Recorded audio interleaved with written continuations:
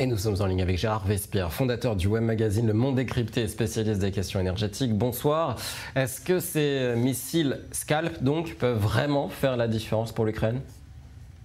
Bien, ce seront effectivement de bons contributeurs, n'est-ce pas? Mais il y a un double message. Il y a un message, je dirais, politico-diplomatico-militaire à la Russie en disant, voyez-vous, au fur et à mesure que le temps s'écoule, nous continuons à donner des armements de plus en plus précis, de plus en plus performants, de plus en plus efficaces à l'Ukraine. Donc, in fine, pourquoi pas envisager de discuter. D'autre part, sur le plan purement militaire, effectivement, ce sont d'excellents armements qui vont permettre à l'Ukraine des frappes en profondeur, donc dans toute la bande occupée, de territoire occupé par la Russie, sur des postes de commandement, sur des stations radars, sur des centres de stockage d'armement, parce qu'ils sont à haute performance perforante, donc et à plusieurs centaines de kilomètres de portée. Il y aura maintenant environ une estimation, une centaine de ces missiles entre ceux livrés par la Grande-Bretagne et ceux livrés par la France. Donc il s'agit effectivement d'un progrès dans la capacité de frappe et qui pourrait accompagner l'offensive attendue d'une certaine envergure de l'Ukraine. Alors, bonne nouvelle donc, si on comprend bien pour Kiev, mauvaise pour Moscou. Moscou qui a d'ailleurs parlé de contre-mesures. De quel type de contre-mesures pourrait-il s'agir ? Eh bien, tout d'abord des mots, n'est-ce pas? Voilà, je pense que Monsieur Peskov est un spécialiste du langage, un spécialiste des mots. Pour le moment, la Russie n'a pas grand-chose à opposer à cela, si ce n'est que de continuer son triste choix de bombarder des équipements, des installations civiles en Ukraine. Donc il faut s'attendre à des frappes à nouveau de cette nature, dans la continuité de ce qui a été fait depuis, hélas, un peu plus de 500 jours.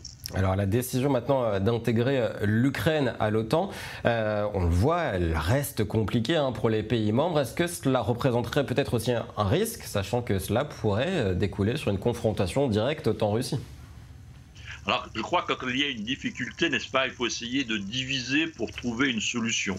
Et donc, la solution, c'est de différencier le juridique de l'opérationnel, le de jure du de facto. De jure, effectivement, il n'y aura pas aujourd'hui, demain et dans les années à venir d'adhésion de l'Ukraine à l'OTAN, mais en réalité, il va y avoir un plan d'équipement progressif de façon à remplacer l'ensemble du matériel soviétique et russe de l'armée ukrainienne par du matériel occidental et aussi fabriqué peut-être en Ukraine, donc au standard de l'OTAN, d'avoir un comité qui puisse organiser tout cela dans le temps, préparer les procédures d'emploi, les procédures d'assistance, les procédures de communication. Donc d'un point de vue opérationnel, les choses vont être pour l'Ukraine plus faciles dans les années à venir,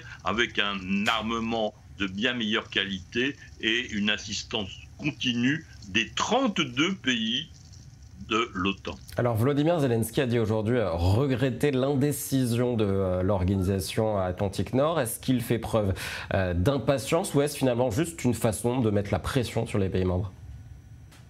Je pense qu'effectivement, cela relève du jeu diplomatique, du jeu de la négociation et de mettre de la pression, car au nom de cette dualité que nous venons de décrire ensemble entre le juridique et le pratique, eh bien sur le pratique, et il est bien évident que Volodymyr Zelensky et l'Ukraine est gagnante.